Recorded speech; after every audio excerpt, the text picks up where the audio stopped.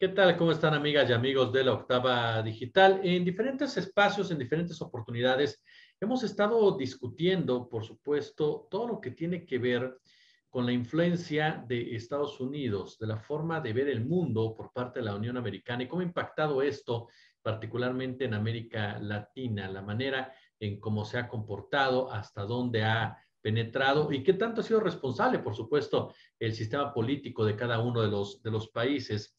Voy a tener el placer de platicar con Jorge Mahfoud. Él, por supuesto, es un estudioso, un hombre que ha profundizado sobre diversos temas, pero que nos ha llamado mucho la atención el libro La frontera salvaje, 200 años de fanatismo anglosajón en América Latina. Es este texto que ustedes ven aquí y que ustedes, por supuesto, ya pueden adquirir en nuestro país.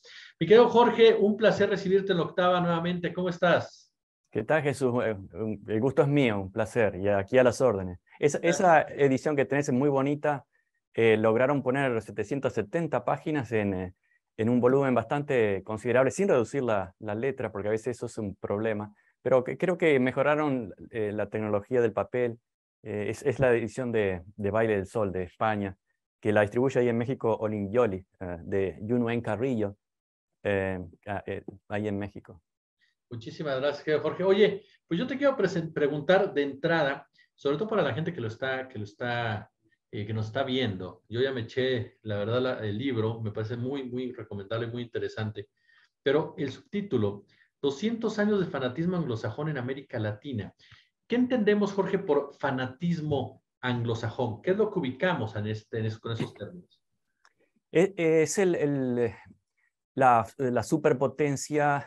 Hay toda una narrativa, obviamente, que procede de una impronta religiosa, y cuando digo religión, no estoy simplemente responsabilizando a ninguna teología en particular, sino a una actitud religiosa en la cual, por ejemplo, en 1984, el presidente entonces Ronald Reagan, en un discurso en la Biblioteca Nacional de Washington sobre la cultura del cowboy, dijo con orgullo, en realidad la frase la toma de un historiador como una observación, pero él lo dice como orgullo. El oeste no era lo que era, sino para los estadounidenses era lo que ellos querían que fuese, lo que ellos creían que era. La importante belief es muy importante. Es decir, si la realidad no se adapta a mis creencias, lo siento por la realidad. Y eso es parte del impulso fanático que lleva a muchas cosas, a grandes obras a veces, como el Canal de Panamá, pero el Canal de Panamá también está fundado y realizado bajo sangre y bajo el robo de la provincia a Colombia, porque Colombia no, el Congreso colombiano no estuvo de acuerdo según las condiciones de los términos. Y bueno, ahí Theodore Roosevelt le dijo, no voy a permitir que estos... lo usó una palabra racial despectiva, monos, etcétera, se pongan en mi camino, porque estoy y además él lo tiene un concepto de raza muy fuerte, es decir, religión, pero también raza. Él decía, la democracia se justifica porque le ha dado las mejores tierras a la raza blanca. Y eso es parte del fanatismo, un fanatismo muy poderoso que además, que nace anteriormente, incluso ustedes saben, el manifiesto, el Destino Manifiesto, es de John O'Sullivan, de los 1845 aproximadamente, 44, un periodista, y es adoptado rápidamente para justificar el despojo de México. Y eso fue una fuerza impulsora muy importante desde el punto de vista de aquellos que iban a morir. De hecho, el presidente Chen Po, 1800, casi a finales de los 40, estaba muriendo y estaba, porque vivían en el retrete. Todos en esa época los presidentes morían de diarrea y problemas relacionados. Pero estaba muriendo desesperado, asistido por esclavos y diciéndole a los demás, hay que tomar California y Oregón, y cueste lo que cueste, y si no es por las buenas será por la guerra, etc. Eso también es parte del fanatismo. ¿Y cómo justificamos ese fanatismo? Bueno, con ciertas teorías, porque ni siquiera teorías, son hipótesis. Alguna gente dice que la teoría de la evolución es solamente una teoría, bueno, pero una teoría con mucha evidencia detrás. En el caso de ese tipo de expresiones, ni siquiera son teorías, son hipótesis, de cuál Dios nos dio el derecho de tomar, expropiar, matar y violar también directamente. Y así podíamos seguir, incluso desde antes, y seguimos para atrás y encontramos 200 años, simplemente lo acoto en 200 años, porque es donde en el momento en que se intensifica el robo y la imposición narrativa, nosotros somos los buenos, fuimos atacados, debemos defendernos, llevamos la civilización de la raza superior, de Dios, etc. Todo ese conglomerado forma ese fanatismo sobre América Latina. Pero claro, empezó una generación antes con el despojo de los indígenas y aún antes con la esclavitud, que también fanáticamente fue expandida en nombre de la libertad y la civilización. Bueno, entonces 200 años porque comienzo más o menos cuando Austin va a hacer lobby en la Ciudad de México para que le entreguen tierras con mucho beneficio. Al final logró que los mexicanos le dieran tierras gratis a los anglosajones. Cuando digo anglo, no simplemente estoy hablando de un tema racial, pero en ese momento era básicamente blanco. Para ser ciudadano estadounidense había que ser blanco, esto estaba en las leyes, eso no hay duda, pero para que le dieran a los anglosajones, a los agricultores, tierras gratis, y bueno, ya sabemos después, si está en el libro, por qué pasó. Los mexicanos habían ilegalizado la esclavitud, y entonces ahí fue el conflicto fundamental. Que en todas las escuelas y en las películas un siglo después, como el de Álamo, etc., se va a glorificar las guerras y la toma de México, la independencia de Texas, como un acto de liberación, de lucha heroica por la paz y la libertad contra el despotismo mexicano, etc. Está incluso en las películas del Zorro. El Zorro históricamente está basado en aquellos rancheros mexicanos que fueron despojados directamente después del Tratado de Guadalupe Hidalgo. El tratado decía, bueno, por lo menos hay que reconocer que los mexicanos que viven en esa tierra, que es más de un tercio de Estados Unidos hoy, tienen derecho a ser ciudadanos estadounidenses con todos sus derechos de ciudadanos, algo bastante ilusorio para la época, 1848, pero estaba firmado el acuerdo. Nada de eso se respetó. Entonces aquellos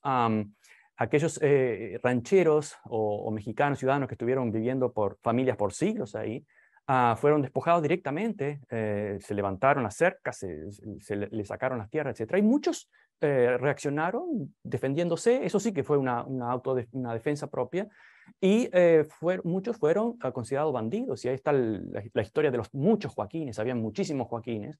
Murrieta, el más famoso, hubo incluso una novela en los años 50 del siglo XIX, escrita por un indio, la primera novela escrita por un indio, sobre Joaquín Murrieta. Esa es la base del Zorro, pero es un zorro que lucha contra el despojo anglosajón en México. ¿Y qué pasa? En 1916, creo que fue en 16, ¿sí? 1916, Macaulay, el autor de las aventuras, que se van a convertir en las aventuras del Zorro, la película famosísima que todos disfrutábamos cuando chicos en el mundo hispano, dobladas al español, el zorro que lucha por la justicia, de una forma bastante diferente a Superman, porque luchaba aparentemente desde el margen, más o menos como Murrieta, desde el margen, no desde el centro como Batman o Superman. Pero el novelista y Hollywood la ponen estratégicamente, la corren, es decir, la corren de 1850 o 60. Toda esa historia la corren aproximadamente, históricamente hablando, a 1820 y pico, es decir, justo cuando California estaba en manos de los mexicanos. ¿Para qué?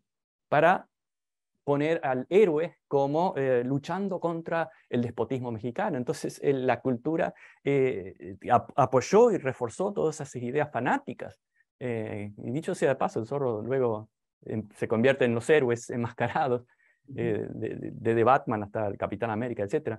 Pero es parte de ese fanatismo de nosotros luchamos por la democracia, por la libertad, y no sabemos por qué los indios nos atacan, como decía el presidente Andrew Jackson, en 1833, en una speech, en un discurso de la Unión, lo que sería hoy el discurso de la Unión, dijo: nos atacaron y no tuvimos más remedio que defendernos, y por eso los matamos. Es decir, los indios nos atacaron, nosotros no hicimos nada, solamente cruzamos los Apalaches porque queríamos tomar sus tierras, y ellos eran, como dijo John Wayne, egoístas que no querían compartirla y tuvimos que tomarla. Eso es fanatismo. Oye, Jorge, en este excelente libro hablas mucho, por supuesto, de una manera muy, si me lo permites, muy interesante, de cómo se basa, y ahorita en tu explicación ya lo planteabas, el tema del racismo, el tema de la superioridad racial, porque todo mundo siempre ubica este tema, o le gusta ubicar, o los grandes medios los ubican, de la Alemania nazi para acá, ¿no? Como si no hubiera existido antes un tema de superioridad racial si los nazis no lo hubieran aprendido de algún lado. Y tú lo sitúas muy bien en los Estados Unidos, como parte esencial precisamente de su consolidación como nación e incluso de su expansión. Sí, sí sin duda, pero está en el ADN racial el concepto de que podemos explotar al mundo material que está muerto y también a los seres humanos como indios y negros que no tienen alma. Y de hecho, la estrategia era fomentar el odio. Ellos decían el odio entre razas, entre indios, negros, después latinos, etcétera, como hoy, y se siguen peleando. Aún hoy para distraer, para dividirlos de abajo y distraer la atención o evitar un pensamiento sobre cuáles son los problemas reales de la sociedad. En cuanto a tu pregunta o tu observación, y está en el libro también y en muchos otros artículos que he escrito, Hitler, y no es novedad, Hitler cuando está preso en los años 20 en Alemania, en esa época era un soldadito, pero comenzó a escribir Mi lucha, ¿recuerdan? Y se inspiró en el libro de Madison Grant, publicado en el 1916, The Passing of the Great Race, es decir, era toda una teoría sobre la gran raza rubia, incluso no los morenos, sino bueno, los pelirrojos eran una raza inferior, los irlandeses, recuerdan, del siglo XIX, pero que ya tenías un pelo castaño, no eras tan perfecto como si fueras ruso, perdón, como si fueras rubio. Y esa teoría fue aprendida y adoptada por Hitler, incluso Hitler lo reconoce, la teoría de la superioridad racial, que además tiene un origen en el siglo XIX y yo creo que es precisamente cuando Europa, las potencias europeas, las nórdicas, cuando el poder político y civilizatorio o económico se va más al norte, a los países más nórdicos de Europa y en Estados Unidos, y aparece toda esa teoría nazi teutónica, pero ya estaba en el siglo XIX. Y repito, toda la discusión se basaba en eso. En el Congreso se pueden leer muchas transcripciones y en los diarios, repito, en el siglo XIX, el concepto de la raza teutónica, que Dios, y acá hay una combinación entre darwinismo y creacionismo cristiano, Dios había preparado la raza teutónica por 1000 años para poner orden en el mundo lleno de negros. Y aparece el poema de Kipling a finales del siglo XIX, el gran peso del hombre blanco, bueno, que no tenemos más remedio que ir a civilizar y sacrificarnos por esos negros. En el caso del Pacífico eran llamados negros pacíficos, los mataron a todos por deporte, como en Filipinas. Había un deporte de matar negros, decían ellos, y hay cartas. Ahora ni se puede decir la palabra negro en Estados Unidos porque es como no enfrentar la historia que se repetía 1.000.000 de veces. Esas teorías estaban en boga y había una clara idea fanática de superioridad racial. Podemos y debemos tomar los recursos, porque Dios puso los recursos en otros países, obviamente, y además la raza está no solamente en el ADN de este problema, sino que configura los países. Cuando México es despojado de más de la mitad de su territorio, primero Texas para reinstalar la esclavitud, 1836, y luego el resto, una guerra totalmente inventada por Polk. La mayoría de los militares y generales estadounidenses lo sabían y lo decían. Abraham Lincoln se opuso a eso, dijo que era inmoral, estamos buscando una provocación. México, que además estaba destruido por un terremoto, pero tenía problemas internos, no quería ir a la guerra, no quería saber nada, ni los mexicanos querían saber de la guerra. Cuando empieza la guerra, como siempre, muchos generales incluso abandonaron a último momento y la gente resistió, en Veracruz, en muchos lados, de una forma heroica, y expulsó en muchos casos a los invasores. Pero el mismo racismo que llevó a toda esa joven nación, como se decía, a tomar las tierras indígenas, a tomar luego Luisiana, que fue una compra, también un robo, porque se la compran a Francia, que ni la quería, Pero no consulta a los indígenas. Y luego toman la mitad de México, más de la mitad de México, primero con Texas para instalar la esclavitud y luego para expandir la esclavitud, como se decía y se sabía, y lo decían muchos periódicos que luego pasaron al olvido. La guerra para California es estratégica por tierras, por las riquezas, pero también para expandir más la esclavitud, porque en Washington había un cierto equilibrio entre anti-esclavistas y pro-esclavistas. Entonces, expandiendo la esclavitud de ese sur que tenía muy pocos blancos, muy poca población blanca que votaba y era votada, era poderosísima por el sistema electoral que aún tenemos hoy, que ha sobrevivido, que podríamos hablar sobre eso. Entonces se expande por esclavitud y se detiene por esclavitud. Porque cuando Estados Unidos, mejor dicho, no Estados Unidos, cuando Washington toma, derrota militarmente a México y le da una miseria, 10 millones de dólares en esa época, hoy, en los años 30 hubiera servido y sirvió más o menos esa cantidad para construir el Golden Gate en San Francisco, un puente. Es decir, fue una miseria comparado con otras ofertas que le hicieron a España por Cuba y otras islas. Entonces, legitiman dándole 10 millones de dólares y muchos decían en el Congreso y en la prensa, ¿y por qué no tomamos todo México? ¿Por qué? Y luego van a decir, ¿por qué no tomamos América Central? ¿Por qué no tomamos las islas caribeñas? Bueno, la razón, señores, es clarísima. No tomaban todo México porque estaban llenos de raza inferior, que le llamaban la raza híbrida, eran indios, la mayoría mezclado con españoles.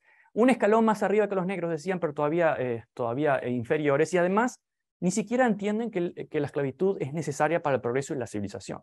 Es decir, son tan bárbaros los mexicanos que no entienden y están obsesionados en abolir la esclavitud y cómo la hicieron. Bien, entonces no toman el resto de México porque estaba muy poblado y meter ciudadanos o posibles ciudadanos en el futuro, tantos millones, en la Unión hubiera sido indignante y ellos mismos lo dijeron en el Congreso. Señores, en nuestro gobierno es el gobierno de la raza blanca, caucásica. Mezclarlos con México sería indignante y nunca lo vamos a tolerar. No lo dijo uno, lo dijeron muchísimos senadores a lo largo de muchísimas décadas. Incluso algunos decían, vamos a expandir la esclavitud, la bendición de blessing, la bendición de la esclavitud a todo el mundo, no solamente a América Latina, sino a todo el mundo. Y bueno, y se detienen ahí y Cuba no la toma porque descubrieron que estaba llena de negros, otras islas también. Y entonces la opción era protectorados, es decir, vamos, ponemos una marioneta o directamente, como en las guerras bananeras, ponemos a nuestros propios generales o nuestros propios hombres de negocios como gobernadores. Pero ni hablar de mezclarnos con esa raza inferior.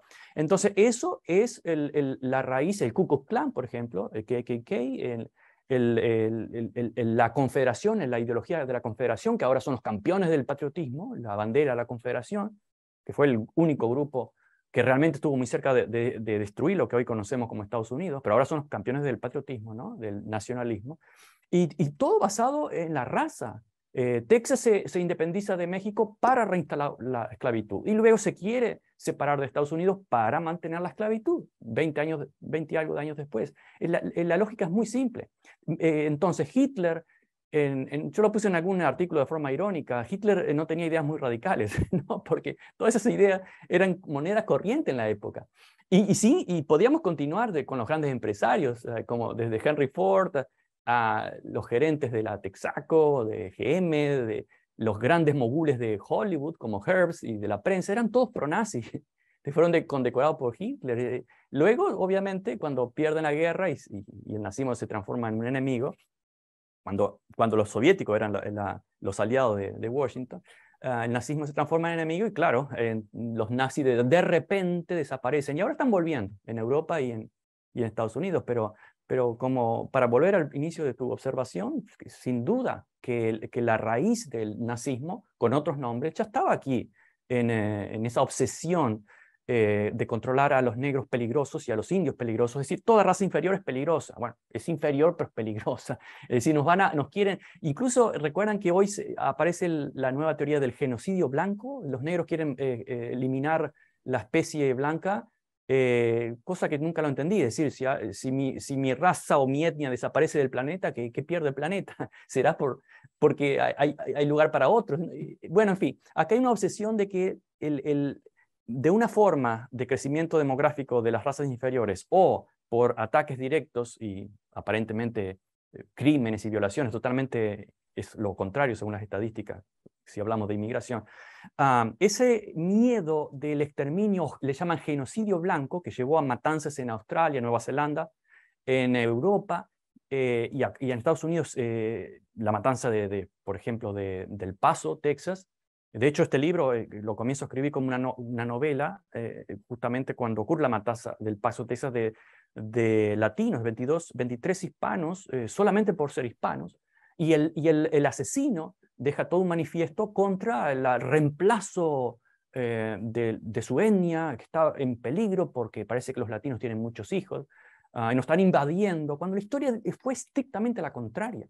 El centro anglosajón invadió, y además, como decía el general, y muchos otros generales estadounidenses, pero el general Scott, por ejemplo, héroes de la guerra México-estadounidense, lo decía varias veces y no fue el único. Mira, reportaba Washington, si decimos el 10% de lo que está ocurriendo acá, cualquiera con sentido de moral se avergonzaría.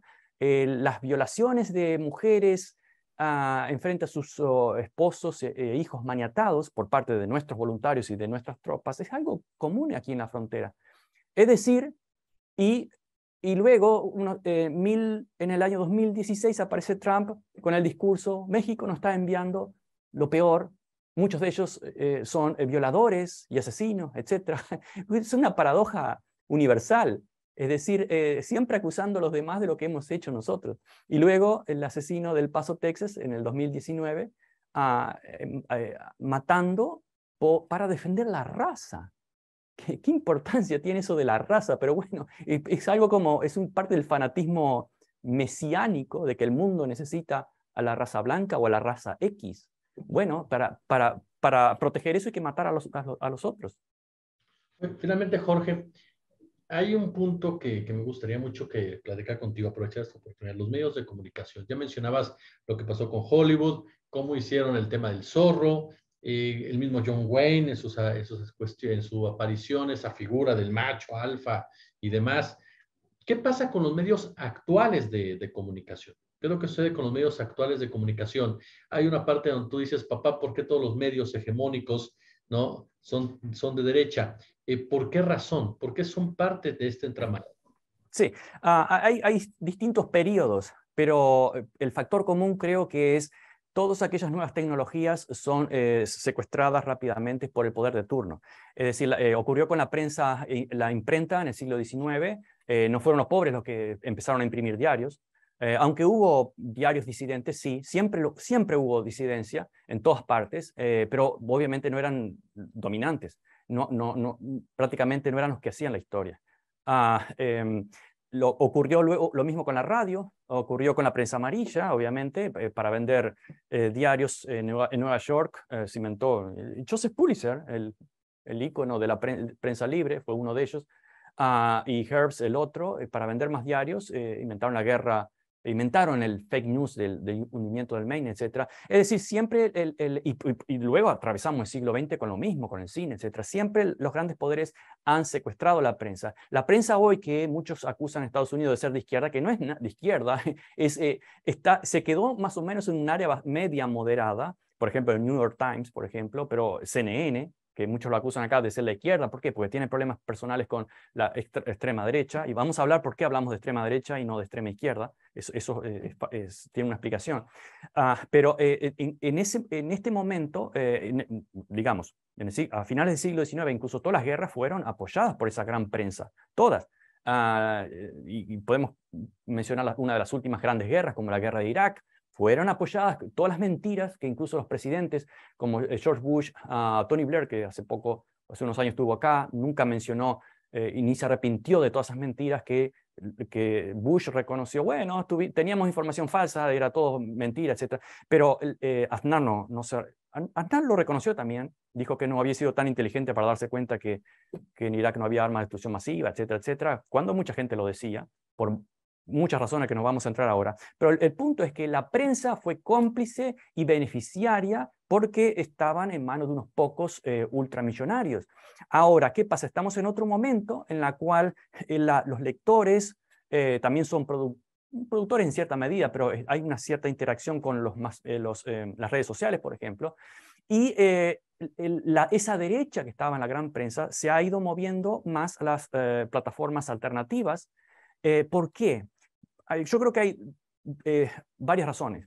Una razón, la vieja razón del poder económico. Las plataformas como Twitter, Facebook, etcétera, todas están en manos de poquísimos ultramillonarios. Es otra vez la misma vieja historia. ¿Qué se puede esperar sino aquellos que se golpean el pecho de que son muy democráticos y demócratas, que no son dictadores, etcétera, pero tienen en su bolsillo, en sus manos, a 1.000, 2.000 millones de personas? Y cualquier cambio en que hagan en el algoritmo te cambian elecciones o generan manifestaciones como la inventaron en Panamá, rebeliones para partir Colombia y construir el canal de Panamá y crear el país Panamá a principios del siglo XX. Lo mismo ocurrió con Irán en 1953, lo mismo ocurrió con Guatemala en 1954. Exactamente la misma estrategia. Falló en Cuba porque justamente Che Guevara dijo, yo estuve en Guatemala y sé cómo funciona la cosa, Cuba no va a ser otra Guatemala. Entonces actuó sobre lo que eran los medios.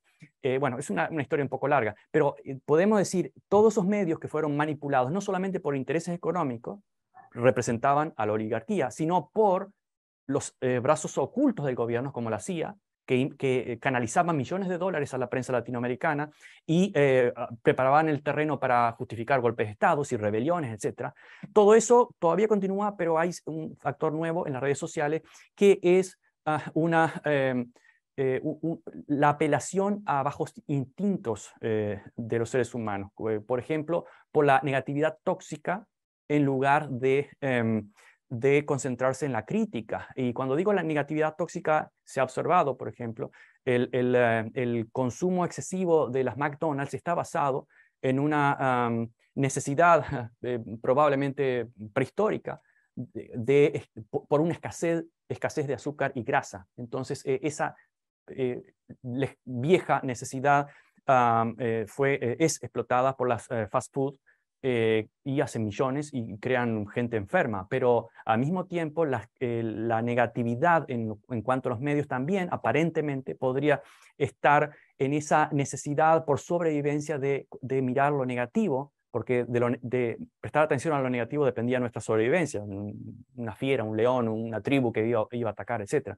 Entonces, eso, de la misma forma, está creando obesos intelectuales, gente adicta a simplemente una negatividad que es tóxica, no conduce a nada. Eso son las redes sociales. Primero, está apelando a debilidades humanas. Y como dije anteriormente, por su estructura, básicamente, de poder, quiénes son los dueños y cómo administran los logaritmos. Luego hay otros elementos. Las grandes empresas también usan bots o usan campañas para crear, por ejemplo, Walmart, falsos sindicatos para combatir a los verdaderos sindicatos, por ejemplo, crear movimientos falsos de gente que comienza a protestar, y son creaciones, eso está probado. Uno puede especular, bueno, este caso es creado o no es creado, no lo sabemos porque no tenemos documentos. Lo que sí sabemos de casos anteriores, que es una práctica vieja, no solamente de la CIA, no solamente del siglo XIX, sino ahora a través de los bots. Y un tercer elemento, que agrego y termino con esto, es que estamos entrando en una edad media y las redes sociales se adecúa mucho mejor al pensamiento religioso, es decir, un pensamiento fraccionado, nada sofisticado, como lo podría ser la cultura del libro basada en la era de la Ilustración, es decir, el análisis, la crítica profunda, la narración más globalizadora, la comprensión más globalizadora. Hoy, ¿quién lee un libro de 200 páginas? Yo no pretendo que lean el mío que tiene 700, pero algunos capítulos. Pero el hecho es que ni siquiera una novela de 200, 300 páginas es leída como algo normal, como era antes. Yo no digo que esté bien o esté mal, estoy diciendo que es un hecho y por lo tanto nuestra cultura está hecha en la permanente fragmentación y repetición y negatividad tóxica. Es decir, buscar el enemigo, el de la tribu adversaria, y no pensar demasiado. ¿Y qué lleva eso a la negatividad tóxica y al fraccionamiento y a la repetición al estilo religioso, como un rosario? Bueno, los nacionalismos, la bandera, ideas muy simples pero muy viscerales. Entonces, claro, todo eso es el corazón de la derecha mundial. Mi querido Jorge Mahfoud, admiradísimo, de verdad. Echen un ojo a La Frontera Salvaje, parte de los conceptos que Jorge nos ha vertido aquí en la Octava Digital. Yo te agradezco muchísimo tu generosidad, Jorge. El agradecido soy yo, Jesús, y a las órdenes. Un abrazo a toda la gente ahí.